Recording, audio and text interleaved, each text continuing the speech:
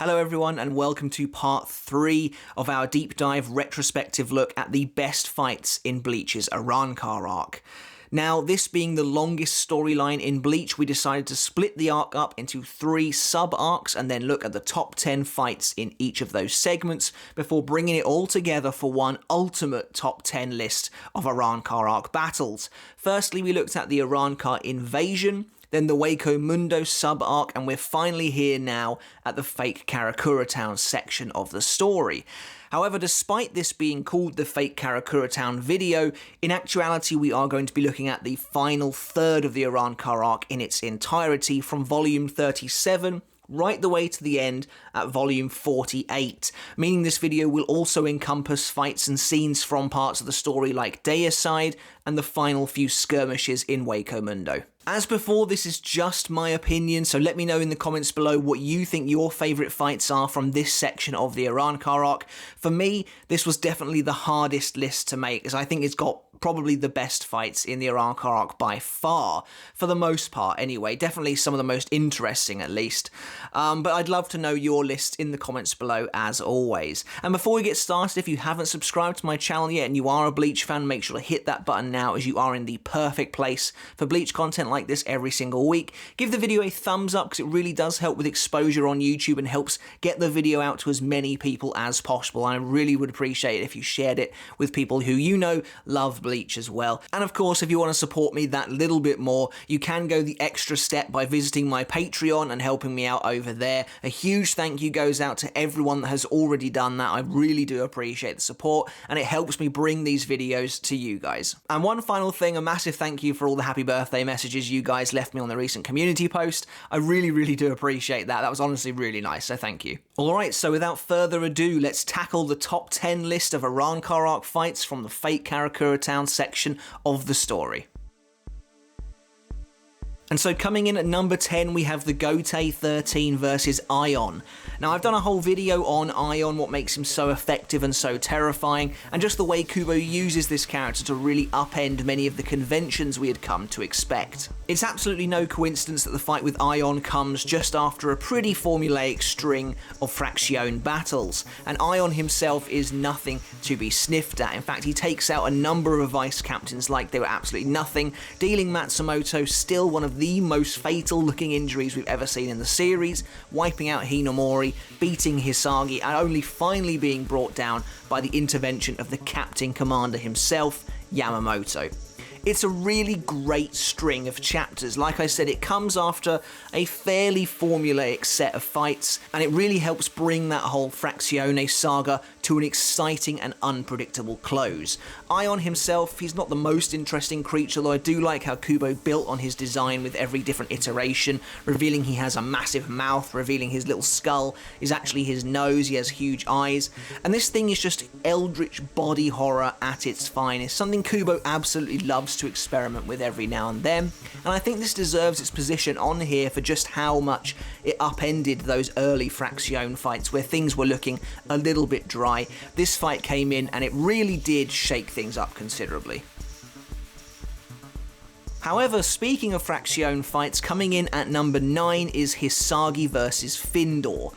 Now, this is a pretty weird one. Back in the day when it was coming out in the manga, it wasn't all that crazy, it wasn't all that impressive, it was just another Fraction fight, except this time we actually got to see a brand new Shikai being Hisagi's Kazashini. And, you know, Hisagi gained some really frankly brilliant characterization and also necessary characterization, because I feel like looking back now it's kind of interesting. Hisagi was virtually an absolutely nothing character prior to this moment in the series. Kubo had done absolutely nothing with him, and it was really these few fights he has in Fake Karakura that elevated him to the level of popularity that he's at today, to the point where he can lead his own spin-off novel. That's the kind of crazy amount of popularity he gained, and it really does come down to these few scenes in Fake Karakura. What makes this fight so special really is the anime adaptation. They had a crazy budget or something, I'm guessing, for this fight, because it's just leagues better than almost everything else we saw at that point. The soundtrack is phenomenal,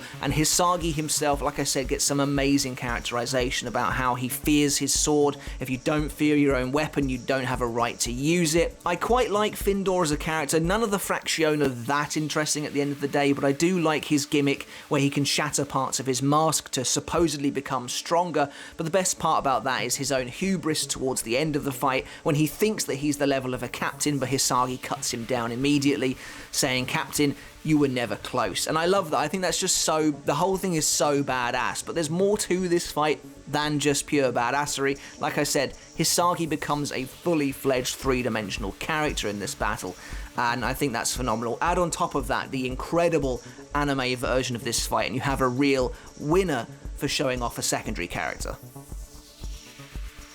So, coming in at number 8 on this list, then we have the first Espada battle on this list, with Soifon, Omaida, and Hachi versus Baragon. Now, this is a fight very much of two halves, in my opinion. I don't care for the first half of this fight at all, really, as I'm pretty sure I've talked about before. It is a little disappointing. In fact, I've done an entire video on this battle in the past as one of my Bleach battle analyses. However, we'll talk about it briefly here. I think the first part of this fight is Kubo really pulling his punches with a villain who deserved considerably better.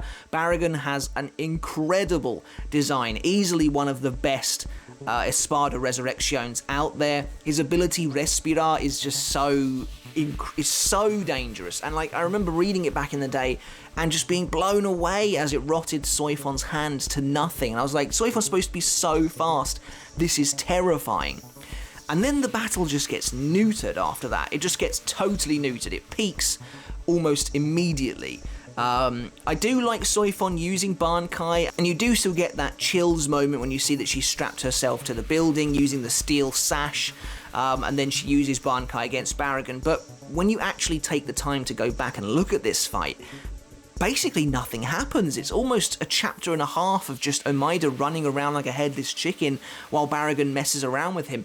This is all well and good, but when this takes up almost an entire half of this battle, the showing of your second Espada, that's a little disappointing. Things do change for the better, however, in my opinion, once Hachi arrives. When the Vizards turn up and start aiding the Gote, Hachi joins the battle against Baragon, as I think many of us expected him to, as I think we mostly expected his Kido to be able to deal with Baragon's abilities. It's really nice then that the moment this fight starts, Baragon breaks out of the Kido barrier, and he's like, you really thought that Kido was ageless? I love that. That's again a really nice subversion of our expectations. Hachi puts up a good fight against Baragon.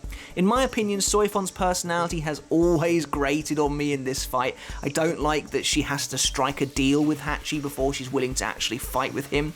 You know, it's a life or death situation. This Espada has literally taken your arm, but okay. But regardless, it is really nice seeing true combo work coming together. Hachi creating this massive Kido fortress, essentially, to contain Baragon, while Soifon hits him point blank with the Jakuho Raikoben. That's the sort of thing I really like to see, and that's kind of why this makes the list. There's great visuals on show here, and Baragon is, at the end of the day, just a really cool villain, so that's why this fight gets a spot on the list. So coming in at number 7, and I wonder if this one might be controversial. I feel like I say that a lot when it comes to my list, but again, feel free to leave yours in the comments below. But this one is Kisuke, Yoruichi, and Isshin versus Aizen in his cocoon form. In my opinion, I like this fight, otherwise it wouldn't be on the list, but this is a prime example of one that Kubo could have done so much more with, and it feels like he is really, again, pulling his punches here, and that's a recurring theme we'll see throughout most of the final few battles of the Arrancar Arc, which is a big shame, but, you know, he suddenly realised that actually there was way more they wanted from him in terms of creating a story for Bleach. So he did have to pull his punches a little bit, but it is kind of weird seeing, when you think narratively, Kisuke, no Bankai against Aizen, Yoruichi, no Zanpakuto Toe against Aizen, Isshin, no Shikai against Aizen. I know some people have said that Isshin is using Gengetsu Shikai when he uses Getsuga against Aizen, but I truly don't think that's the case, unless it's been explicitly said somewhere that I've missed. I just think that Kubo's drawing a Getsuga building on Isshin's base arm Pakuto. That's all I think that is. Again, there's nice teamwork in this fight. I do love Urahara and Isshin using those chains to bind Aizen while Yoroichi then lands on his back and just absolutely pummels him with punches. That's really cool. Aizen's cocoon form, I never thought it was that stupid looking. It did get relentlessly mocked back in the day. But I kind of liked it. I think it actually worked well in the end. I think what was important for the cocoon form was that it had good payoff. I think if it didn't have good payoff, yes, it could have been mocked, but I actually like that Aizen does essentially evolve out of it. That's cool. And Aizen himself even says that midway through evolution is always ugly. It's really cool seeing Kisuke use incredible Kidos like Hardo 91 on Aizen and that sort of thing. That's really nice to see. But this fight is really just setting up the kind of future of Aizen in the Deicide arc. It's telling us that even these guys can't sense Aizen's Reiatsu, they're not on the same level as him. Isshin hits him and he's like, I can't sense where he is. There's a really cool moment actually that I think is really understated, which is when Isshin breaks Aizen's cocoon and there's nothing in there. It's just like this weird twisting mass of Reiatsu, because Aizen at this point is not a being anymore, he's reforming quite literally. And I think that's understated, but I think it's really cool. But this fight, I like it. I like the combos going on. Like I said, Kisuke using Juzu Tsunagi, actually seeing him use Benihime a bit more is nice. The reason it's just down on 7th for me, I do feel like Kubo's really pulling his punches. And there's no real sense of urgency in this fight, which is kind of weird as well. And eventually Aizen just deals with all three of them essentially off screen. So that's a bit of a shame, but I do like seeing these guys come together for one big brawl. And then coming in at number 6 is the concurrent fight to that last one, Ichigo versus Gin. And I always look at this fight as a really pleasant surprise. It's honestly not something I necessarily ever thought would happen, but I like that Kubo felt that Gin was prominent enough a villain to have a proper sort of standoff with Ichigo. Even if this fight is a little weird, feels a little inconclusive and very broken up, but I love what we actually get. I love the initial standoff where Gin lands in front of Ichigo and says, it's been a long time since we last fought. Then he uses Bankai. Back in the day when I read that and he said Bankai, I think it's like chapter 399 or something like that, honestly was one of the hypest cliffhangers for me ever. I'm not going to lie, as someone who was a big Gin fan, I was so excited for that, and it was just so cool that he was getting to go up against Ichigo of all characters. The fight does take some weird turns from there, and like I've said before in the past, Gin's Bankai initially was one of my biggest disappointments in the series ever. Just swinging a massive sword, I was like, surely there's more to it than this. But I actually really loved how Kubo built on Gin's Bankai with every passing chapter, then kind of told us that actually Gin is an unreliable narrator, really just so character accurate for Gin. I love that he was just lying to us the whole time about his Bankai, it's not as fast as I say it is, it's not as long as I say it is. I really love that, and again, there's some great choreography here. I love that Gin, strikes Ichigo through the shoulder. There's a bit of a song and dance between them as they're kind of fighting and clashing, and Ichigo's afraid that Gin's about to fire off his Bankai at any moment. That's really cool. Gin feeling like that snake in the grass when he's fighting Ichigo there. Again, just really good usage of Gin's Bankai overall. The way you get a really nice clash picture between Ichigo and Gin as Gin pulls back his blade in time for them to lock. It's just a really good sword fight, and I think that the end of this arc actually really needed that. You've got Aizen essentially being a god and taking on 3 powerful characters at once. This fight helps to ground the story again a little bit.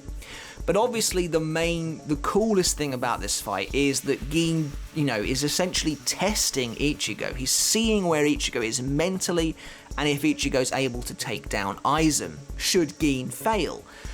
And that's really cool because it adds another layer to Gin's character. And I like that Ichigo starts out this fight very confident as well, even though he does end up in a slightly bad place because he's afraid of Aizen.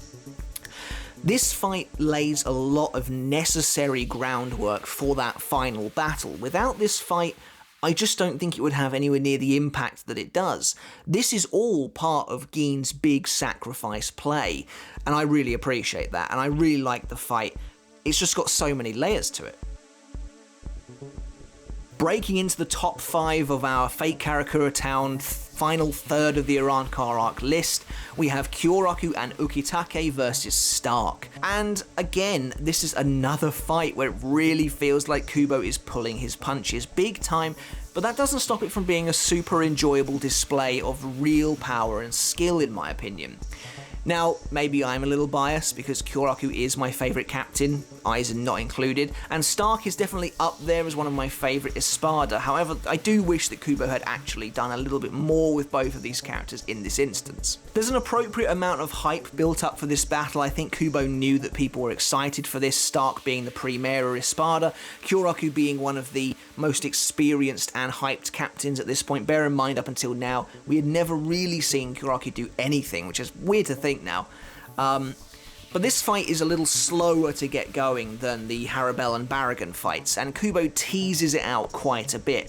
And when it gets going, it is pretty exciting. Stark's Resurrección Los Lobos is cool as hell. Like, it is really, really cool. I remember reading it for the first time.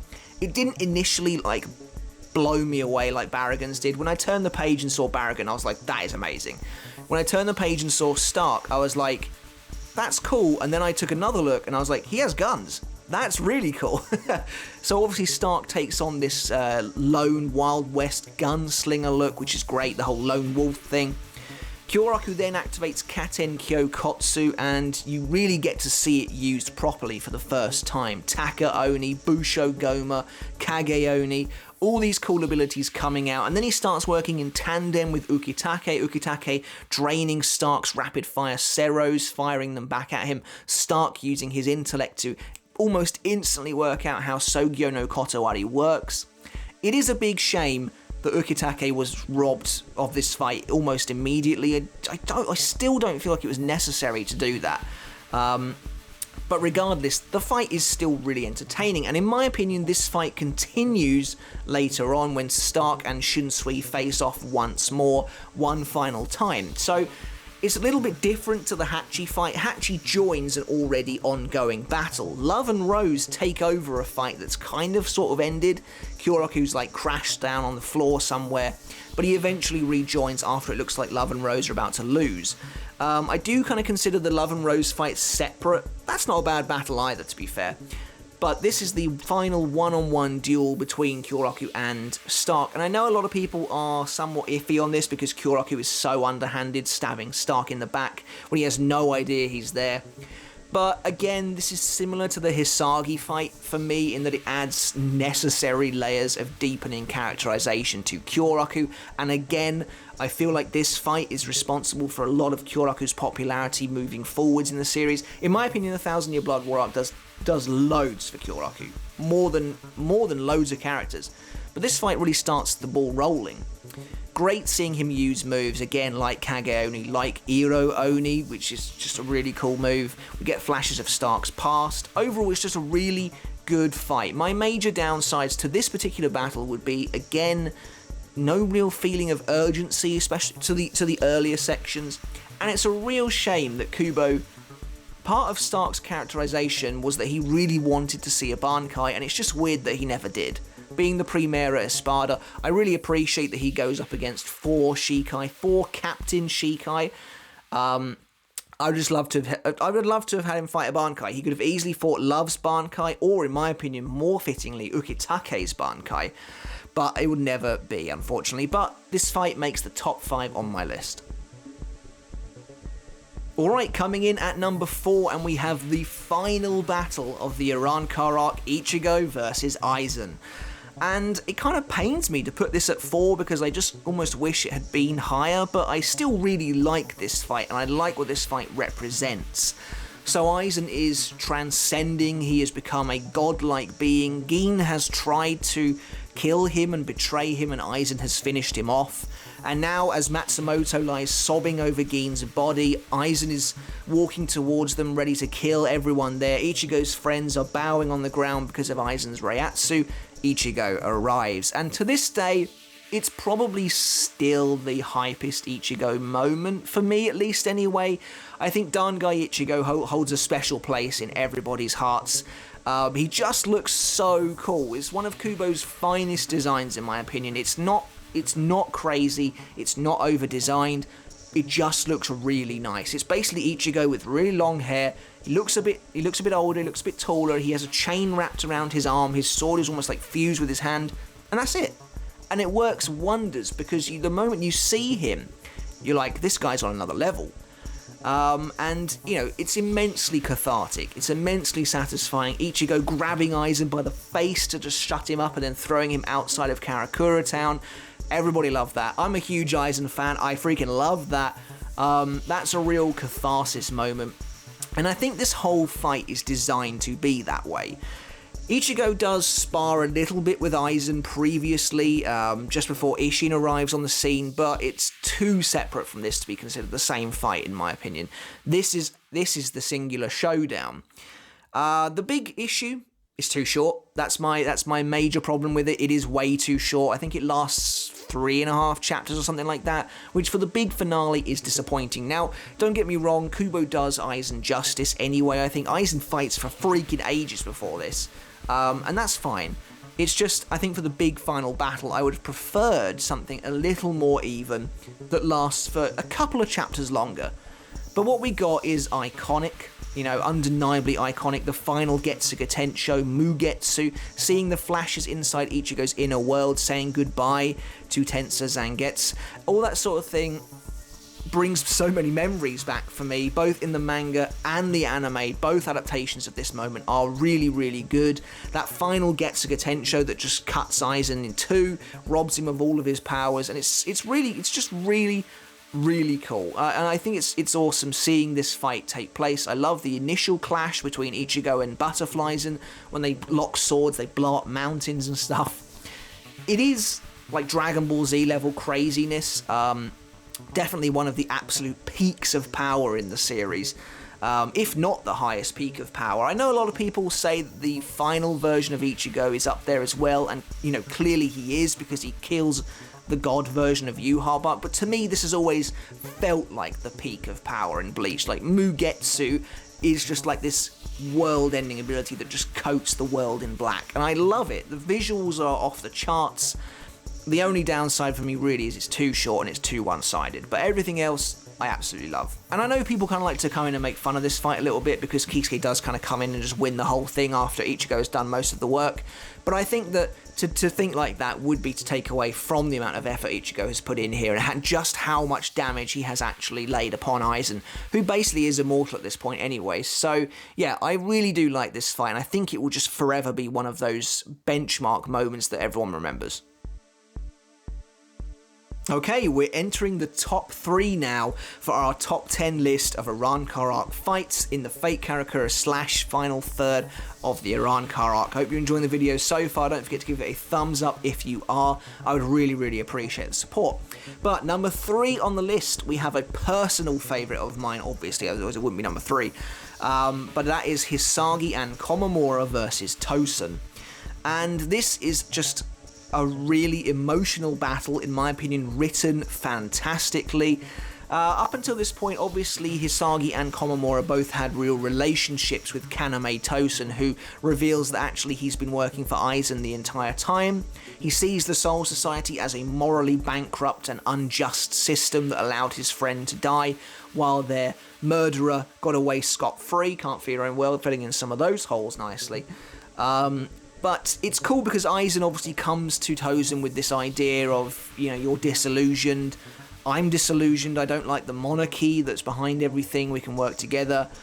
And I think that's really, really cool, and this fight is just so nicely done because you're supposed to think that Komamura and Tosen follow the same ideals, and Tosen's betrayal shatters so much of Komamura's belief. He becomes a new man, essentially, he doesn't hide behind his helmet anymore.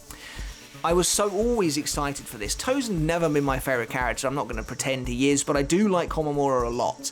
And I was always really excited by this notion of Komamura saying to Hisagi, we'll open Kaname's eyes. And we finally got to this moment, and, you know, Tozen's using a hollow mask. Like, that was like fan fiction. That was like fan fiction prior to this, that the bad guys would pull out hollow masks and become Vizards, essentially.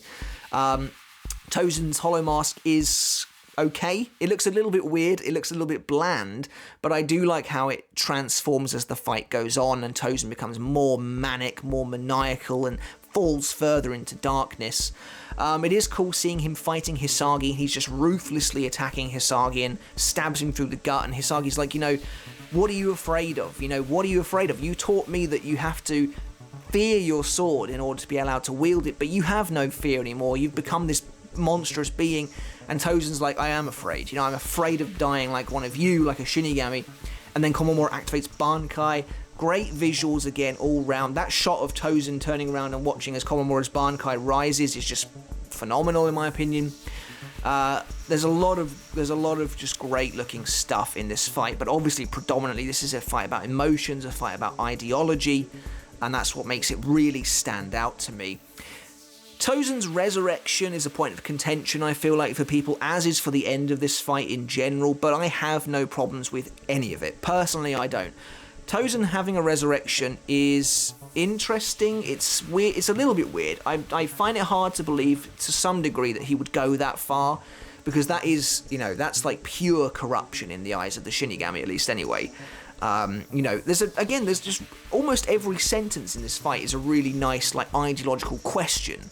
Like, Tozen's like, oh, you know, you look down on me because I got hollow powers, and yet you guys love Ichigo. And Komamura's like, yes, but Ichigo didn't ask for this. You already had power, and you threw away your friends in pursuit of more power. You know, Komamura's like flat out saying, you profess to be on this path of justice, but it isn't. There's no justice here. It's revenge and betrayal. It's just really good characterization for characters that I don't think people ever cared that much about, apart from Hisagi. But anyway, Tozen's resurrection, Grijo, I think it's pronounced, something like that, essentially turns him into a huge bug, which I know people didn't really like. But again, I don't really hate it at all. Suzumushi has always had like a cricket theme, so I think that really works. It gets to the core of Tozen's imagery, at least anyway. And I actually always thought this form looked pretty cool for the most part. I think it looks really unique. Maybe the face is a little bit weird, but everything else looks pretty cool.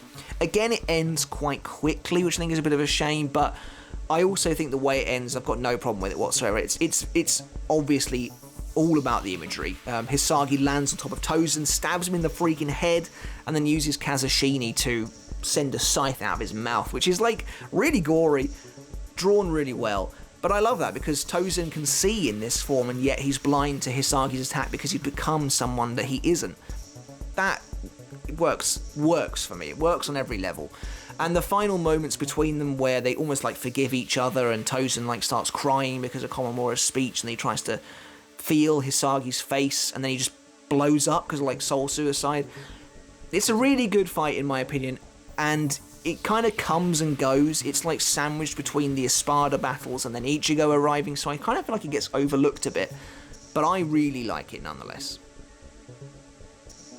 And second on our list is Sosuke Aizen versus the Gotei 13.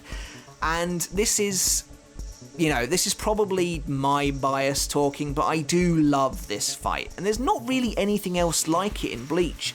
I would have loved to have seen like Yuha taking on loads and loads of opponents, because he clearly could have done.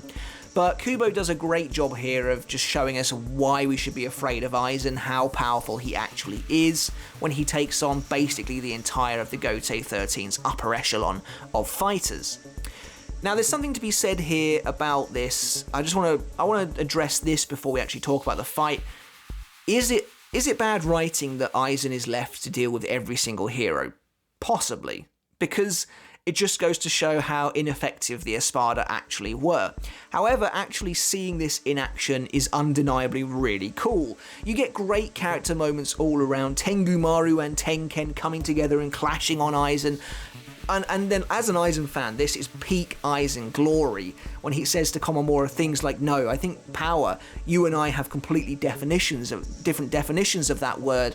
Allow me to show you what true power is. He just wipes out Komamura, then he wipes out Love and Rose. There's a really cool thing where he has like Love wrapped around in Rose's Zanpakuto and cuts him down. But you get great character moments from the Shinigami as well, though. However, Soifon using her clones to, like, attempt to distract Aizen, Kyoraku stabbing Aizen in the back and rising out of his shadow, looking really cool at the same time. And then, of course, Shinji using Sakanade to reverse everything as Hitsugaya stabs him in the back. Again, great combos between really powerful characters. What alleviates this fight above everything, though, is the best Aizen moment in all of Bleach, in my opinion. When they think they've got him killed, he reveals that actually he has at some point somehow swapped places with Hinamori and they have just been attacking her instead. Ichigo's like, what the hell are you doing? And then it's revealed that they're attacking the wrong person. The best Aizen line, the one that became a meme before memes were even really a thing, like way back in the day. Aizen was like, you know, Shinji says, when did you start using Kyoka Suigetsu? You know, because at the very beginning of this fight, Hitsugaya remarks to Aizen, I commend you for not using Kyoka Suigetsu right off the bat. Immediately underestimating Aizen, or perhaps giving him too much credit. Aizen responds to Shinji saying, that's an interesting question, allow me to give you one of my own. When were you under the impression I wasn't using Kyoka Suigetsu? And that's just it's so good. It's the ultimate Aizen troll, because he's been using Kyoka Suigetsu the entire time, and Shinji's like, oh, I didn't even realise, I gave him too much credit, he's been toying with us this whole time. Is it a little bit ridiculous that Aizen takes out Kyoraku, Soifon, Shinji, and Hitsugaya in basically a single move? Probably. But, you know, Kubo had to wrap this thing up somehow. I like Toshiro's immaturity getting the better of him here, as, you know, he's basically just impaled his childhood best friend. It's really, really dark stuff. I think Kubo was just having a lot of fun with Aizen here, being a master, just really punishing the characters, and I love that. Are there some kind of inconsistencies and holes with this fight? I'd say yeah. I mean, how does Aizen actually swap the two of them around? How does Hinamori not die when she gets hit by, like, Nigeki Kesatsu from Soifon? Because those attacks do actually hit. You see them both land, you see her pull away and there's blood on her hand. You know, maybe that's just a completely fake Aizen and there's no Hinamori there at that point. That's definitely possible. That's another great Aizen moment as well, though, when Soifon thinks he's going to die and he has just loads of shadows on his face and he's like, I can crush your pathetic attack with my Reiatsu. Just great Aizen moments all round. A really nice coming together of all these characters. I don't think I necessarily expected it back in the day, but they all get systematically wiped out, and it is cool to see, and it's a really great skirmish that then leads on to the last set of battles. And so we come to the number one spot on this list, and I imagine at this point it is fairly obvious what it is. I had a few people saying, why wasn't it in the last video? Well, it's because it doesn't happen during that span of volumes. It happens during this span of volumes. And I said at the start of this video that this fight is not just Fate Karakura Town Arc, it also encompasses Deicide and the battles in Hueco Mundo, but actually I only needed the one battle in Hueco Mundo. And the best fight in this section of the Arrancar Arc is, of course, Ichigo versus Ulquiorra, their final battle. And, you know, this is the tentpole Ichigo versus Byakuya fight of this arc. It's the coming together of two characters who are sworn enemies, completely opposite ends of the scale in many ways, but perhaps more similar by the end of this fight than they would like to admit. This is, I want to say, the single longest battle in all of Bleach. I remember counting it back in the day. I think it comes to a whopping total of 14 chapters, one after the other. There's no breaks in this fight from start to finish, and of course that makes it all the more impactful. This fight starts out kind of pretty standard fare. There's nice choreography on show here, Ichigo fighting Ulquiorra, essentially to save Orihime. A couple of interesting characters show up, Loli and Menoli, Yami, Uryu show up. It turns into a bit of a skirmish, a bit of a free-for-all, that does take some of the focus away from that initial sword fight. The fight obviously completely changes once Ichigo and Ulquiorra end up outside the dome, and that's clearly what Kubo's going for. It starts out as a pretty standard fare Hueco Mundo Espada battle, and everything changes once they enter the darkness. They enter the blackness of Hueco Mundo, the true Hueco Mundo. And I've mentioned in the past, in the last couple of videos in fact, that the Hueco Mundo arc is all about Ichigo's fall from grace, essentially, his descent into hollowdom, his taking on more and more of these hollow forms, these hollow instincts, the way hollows feel and fight. And this is the culmination of that. This is the ultimate climactic moment of that journey. The darkness all around them symbolizes this, the black heart of Hueco Mundo itself. Ulquiorra's first resurrection, Murcielago, I think it's pronounced something like that, Murcielago. I remember being a little disappointed back in the day. I like his double horn helmet, but I like his wings. His wings obviously look amazing. And I love the detail that Kubo goes into, making it rain like this black Reiatsu and stuff. It's just really, really awesome. And that's the kind of detail he's able to go into when he's afforded all this extra time. But the dress, I always thought looked a little bit weird. However, Ulquiorra's second resurrection that he activates when Ichigo will not go down. Ichigo is determined to fight even in the face of insurmountable odds. Ulquiorra says you don't know what true despair is, and he activates his Segunda Etapa, which in my opinion is one of the best looking designs in the series. It's a little edgy, it's a little bit kind of emo, but it is also exactly what I hoped Ulquiorra's resurrection would look like.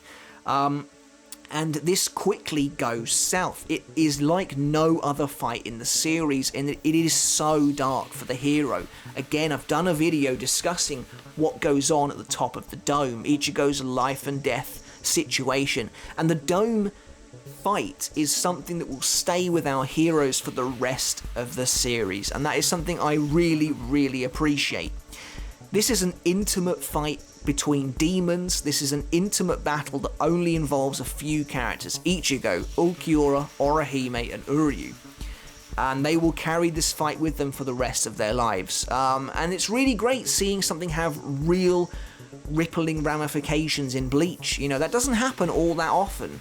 You know, it's a big shame, for instance, that the Tsukishima stuff is just completely erased, essentially, after the Fullbring arc. But this is a memory that will stay with them. Ichigo being killed by Ulquiorra's second form, just a hole blown through his chest by Cero Osculus. Orihime struggling to bring him back to life. Uryu valiantly, essentially giving his life, knowing he doesn't stand a chance against Ulquiorra, to try and buy her some time. Again, people gave Orihime a lot of hard time back in the day for the amount that she was screaming Kurosaki-kun, Kurosaki-kun. And yeah, I get it. It can be a little bit much. I think this time it's actually warranted, though. She's just seen, essentially, the man she loves murdered. And bear in mind, these guys are only 15 at this point as well. It's a tough moment. And then Ichigo's inner hollow, or, you know, Zangetsu, essentially, takes over his body. Really nice payoff for foreshadowing back in volume 25, where White says, if you die, I'll crush you and take your body. And that's exactly what's happening here. Essentially, his instincts are now driving him. I've seen people call this, you know, Vasto Lord Ichigo. This is a discussion for another day. I don't think it is that at all. I think it is just the purest form of Ichigo's Zanpakuto instincts essentially taking over. But anyway, he demolishes Ulquiorra. We get this hellish fight between two monstrous demons, essentially. You know, there's a reason they're both horned. They both have just claws and these monstrous appearances. There's flames in the background. It's supposed to look like an infernal battle between two monsters, the peak of Ichigo's fall. This is taken even further, of course, when Ichigo stabs Uryu in the gut, and it's just a crazy, crazy fight that never lets up and ends in my opinion, a really satisfying manner. I like that Ichigo is freed from his crazy hollow form by Ulquiorra. You know, otherwise, potentially there was no way he was ever going to get out of it again, and I like that Ulquiorra, whether he meant to or not, or he's just doing it for self-preservation, inadvertently saving Uryu and just the rest of them. And it's just a really, really powerful fight. And obviously Orihime, seeing that new form of Ichigo, being afraid of him, will stay with her. She's afraid of that in the very last battle with Yuha. She's afraid of letting him die again, as she mentions to Riruka. So this fight does stay with these characters, and that's what's really important here. Ulquiorra turning to dust as he finally understands what a heart is, as he holds out his hand and asks Orihime if she's afraid of him. Now, Ulquiorra, I'm not going to pretend, is the deepest character in the series. Some people probably would have you believe that, but he's not really. But his actual realization as to what a heart means to these people, just as he dies, is great. It's really good stuff, and it allows for a really emotional finale to an incredible fight, and easily the best fight, in my opinion, of this particular section of the story. Cool, another long video down, guys. I really hope you enjoyed it. Please let me know in the comments below if you agree with any of my positions on this list, and as always, I'd love to hear yours in the comments below. So that's it for our three-parter of this particular series, but one fourth and final part is coming soon, the ultimate top 10 list of Arrancar Arc fights in Bleach. I'd love to hear your predictions down below. Let me know what you think. As always, hit the subscribe button if you haven't done it already. We're really close to 60k, and I'd super appreciate getting there soon. That would be lovely. Hit the like button if you enjoyed it, and go and check out the Patreon to see how you can support me further with what I do here. Alright guys, but until next time, I'll catch you later. I'll see you then.